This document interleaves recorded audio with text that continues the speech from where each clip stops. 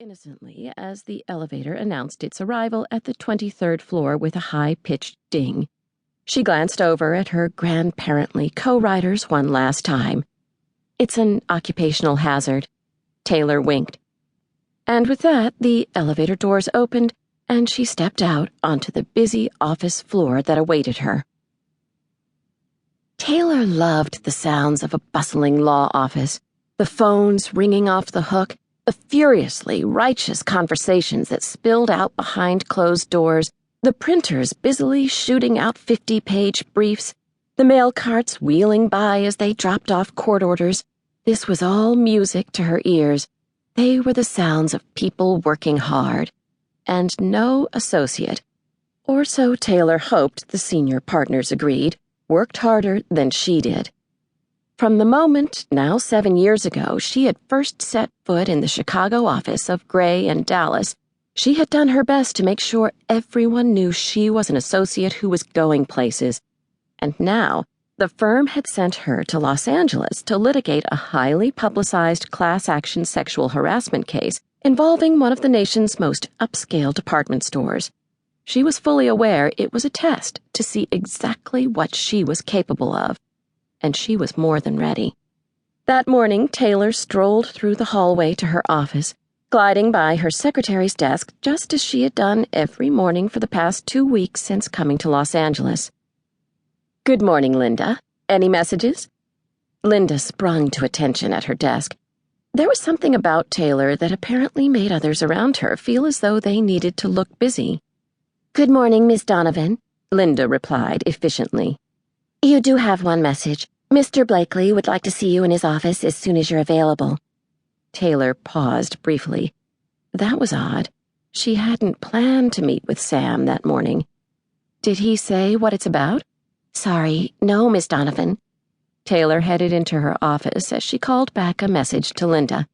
"Call Sam's secretary and let him know I'll be there in 5 minutes. Then she poked her head back out the door and smiled at her new assistant. "And Linda, remember, it's Taylor."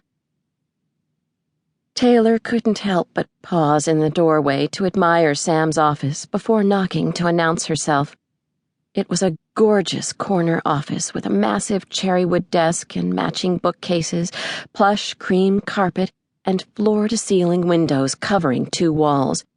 To her, the richly decorated partner's office constituted far more than a mere status symbol designed to impress clients and other lawyers. It was an indication of true success. And one day, in the hopefully not-too-distant future, she would have such an office of her own, the sign that she had accomplished the one primary goal of her adult life. Years ago, Taylor's parents had made sacrifices in order for her to get where she was standing on that Monday morning. Growing up in Chicago in a decidedly blue-collar neighborhood, her 3 rambunctious and not particularly academically oriented older brothers had gone to the local boys' Catholic high school. Taylor, it was first assumed, would similarly go to the local girls' school. But after seeing their only daughter's remarkably high grade school aptitude test scores, Taylor's parents decided that she deserved the best education money could buy, even if that meant spending money they didn't have. So, in order to make the annual $18,000 University of Chicago lab school tuition payments, while still supporting 4 kids, her parents took out a second mortgage on their house, and her father sold the 1965 Corvette Stingray convertible he had been restoring in the garage. Deeply appreciative of these sacrifices, Taylor promised her parents that they would never regret the investment they had made in her education. This was a promise that guided her all through high school and college, and eventually on to Northwestern Law. It was a promise that still motivated her to this day. After law school graduation, Taylor had chosen to work at Gray and Dallas for the simple reason that it was the top-ranked law firm in Chicago and one of the best worldwide. It gave her a sense of pride to be part of such a machine, and she would do whatever it took to succeed there. Fortunately for Taylor, unlike so many of her law school classmates who had turned to the practice of law because med school